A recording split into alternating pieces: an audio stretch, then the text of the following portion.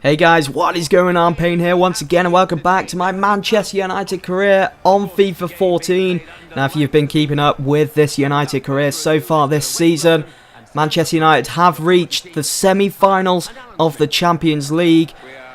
We played Chelsea in the first leg at Old Trafford. We did indeed lose to them 1-0, so they had that slight advantage of the away goal. And so United then had to make the journey down to London, to Stamford Bridge, to play Chelsea in the second leg. Could United do it? Could we pull this one back and book our spot in the final of the Champions League this season? The trophy that I set out that I wanted to win the most this season. Seeing that I didn't win it last season, I only came away with the Premier League and the FA Cup and the Capital One Cup.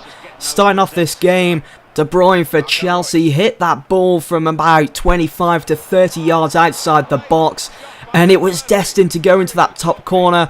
De Gea pulled off a magnificent save, putting that one behind for a corner, but if that went in, it would have been 1-0 and 2-0 on aggregate for Chelsea, and it would have been an incredible uphill challenge for this United side to try and get back into this game. I did want to try and spring a surprise on Chelsea and Mourinho as well, starting Van Persie for this game. He hasn't had that many starts so far this season for United. As we all know, as he gets older on FIFA, his stats start to decrease. And I'll be blunt, I haven't really needed Van Persie that much this season. That's why he's been warming that bench for United. Because, as we all know, I developed that partnership between Kagawa and Wayne Rooney. It's been fantastic this season, and that's mainly where our goals have come from. And also, the 4-2-3-1 formation, it just seems right for this United side. I don't think I can pull myself away from it, to be honest, because when it comes down to tactics, I'll take a look at this. Van Persie made it 1-0 to Manchester United, 1-1 on aggregate. Wonderful stuff in the second half. It was still all to play for at Stamford Bridge. But when it comes down to tactics though, with the 4-2-3-1 formation, what I find I do sometimes in matches is if Royce on the left wing is looking tired, I'll put Kagawa up onto the left, and then that means Royce is in the central attacking mid role. I'll switch Rooney into that central attacking mid, take Royce off for maybe someone like Hernandez, Mandzukic, Van Persie. That's what I find that I do with the 4-2-3-1 formation. It just gives you so many opportunities. Look at Rio's face there. I had to laugh when I saw it. It's like, huh? Did that really happen? But United, they found themselves 1-0 up away from home at Stamford Bridge. This was looking really good. Van Persie getting that first goal. It was working out for United. Van Persie putting Terry under so much pressure there. As we all know, that it brings back so many memories, this fixture in the Champions League, of that night in Moscow when John Terry messed up. He could have won the cup, but he fucked it up. Terry did for Chelsea, and United, of course, went on to win their third Champions League trophy. But I wanted to try and knock Chelsea out of this Champions League. This was the final dash now, as we was getting closer to the end of the game. It was looking likely to go into extra time, maybe even penalties. But Van Persie, on the 88th minute, the saviour for Manchester United, did indeed spring a surprise upon Chelsea.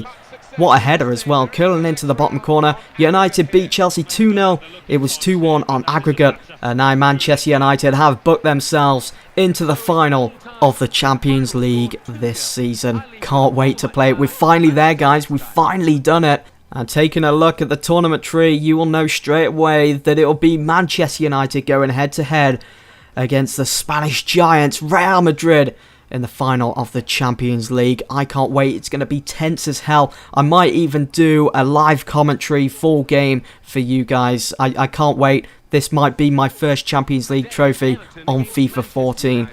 But we had to focus on our last couple of games of the season. Our next fixture saw United playing away at Goodison Park against Everton. It's match day 33 and there's only 5 games remaining of the season. Everton find themselves in 7th position with about 10 or so points behind Tottenham. So if they lost here today, then I would say that 7th position is guaranteed for Everton come the end of the season. Here was my starting 11. We got De Gea, Raphael, Smalling, Garay, Baines, Fellaini, Vidal, Valencia, Royce, Kagawa and Mandzukic. Rooney didn't start this game, and he doesn't start the one after as well against Cardiff City.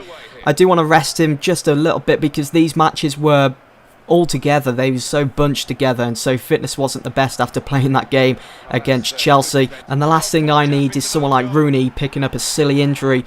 But 2 minutes into the game, big mistake at Goodison Park. Raphael putting the ball into his own net.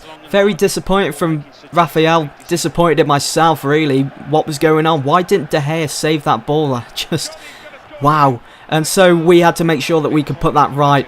Fellaini laid off the ball nicely there for Vidal, who found himself in space, and I just smashed it, but Tim Howard got a strong hand to that and put that one over for a corner.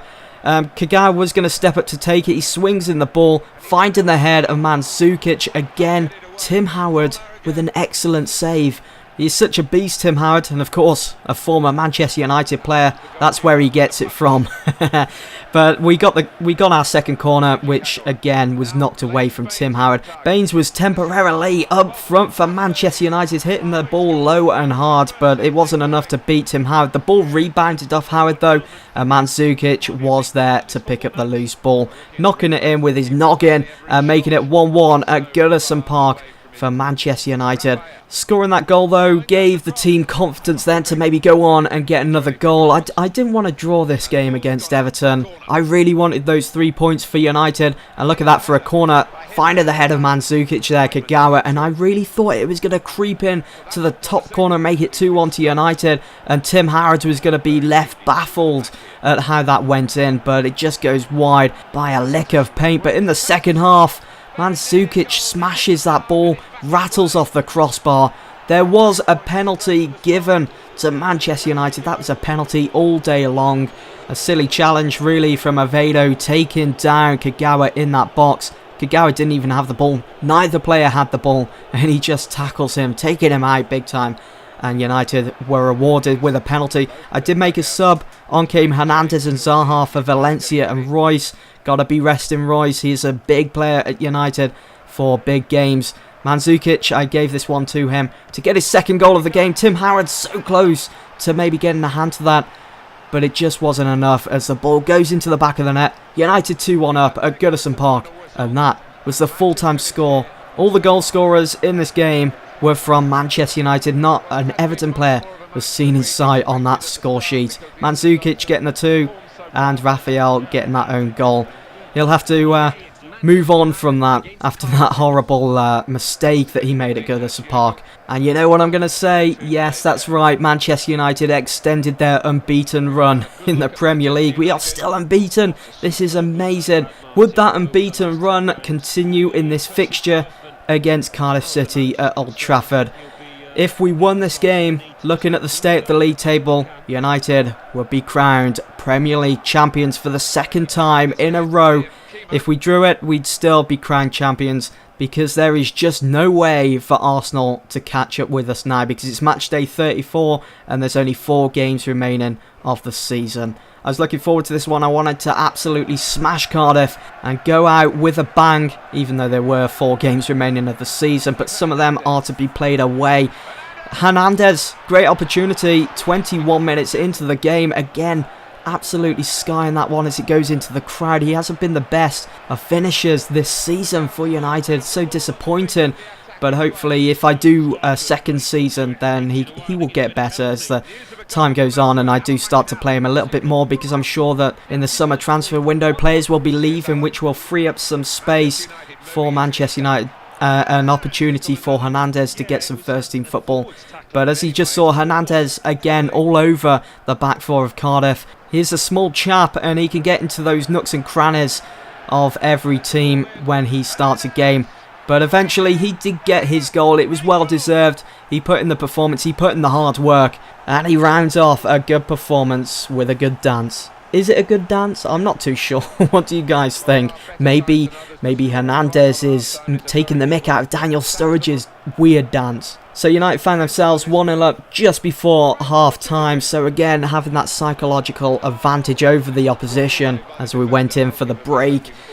But Cardiff, they for some reason, it didn't bother them.